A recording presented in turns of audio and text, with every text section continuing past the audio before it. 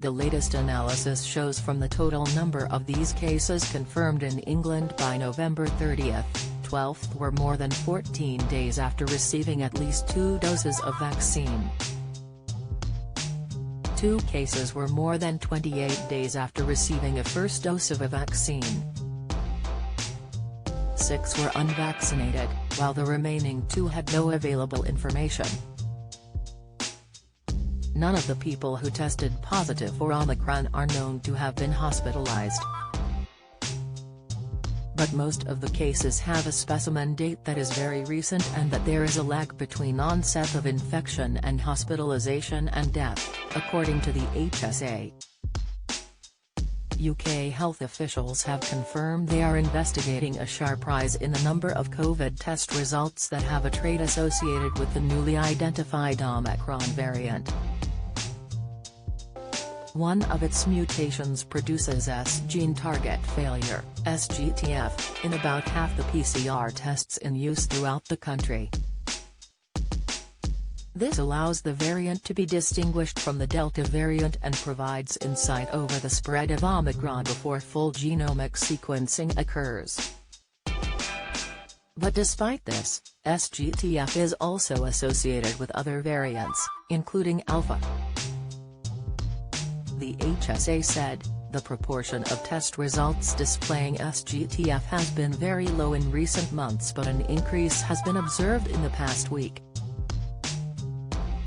This is still a very small number of cases but is being investigated carefully to understand whether it is related to travel, any other variant, or whether there is evidence of spread of Omicron beginning in the community. Earlier today, NHS England said the accelerated rollout of COVID booster jabs will be in place as soon as December 13. The Joint Committee on Vaccination and Immunisation, JCVI, confirmed all UK adults should become eligible for the jabs. It added the time between a second dose and booster should be reduced from 6 months to 3 months as the country looks to get some control over the spread of the Omicron variant. The latest estimates from the Office for National Statistics have shown in the week to November 27, around 1 in 60 people in private households in England had COVID, up slightly from 1 in 65 private households from the week before. But the UK government has said receiving a vaccine will not be made compulsory.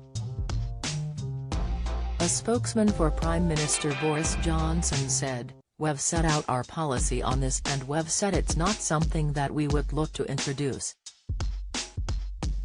You're aware of the changes we made in terms of social care settings and for NHS workers, given the importance of protecting the most vulnerable in our society.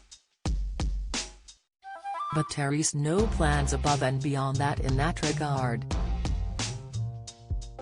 He added, "Our priority is to continue to promote vaccinations and promote boosters now that we are rolling out more and more boosters to more and more people.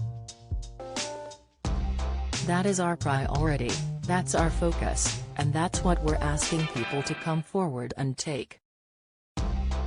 Mr. Johnson has encouraged the public to continue as they are within the new measures introduced amid fears of a large outbreak leading up to Christmas with various work parties around the country. The likes of Health Secretary Sajid Javid have looked to warn the public to hold firm on their pre-Christmas plans. But Conservative Party Chairman Oliver Dowden told Sky News, "The message to people, I think, is fairly straightforward, which is, keep calm, carry on with your Christmas plans. We've put the necessary restrictions in place, but beyond that keep calm and carry on."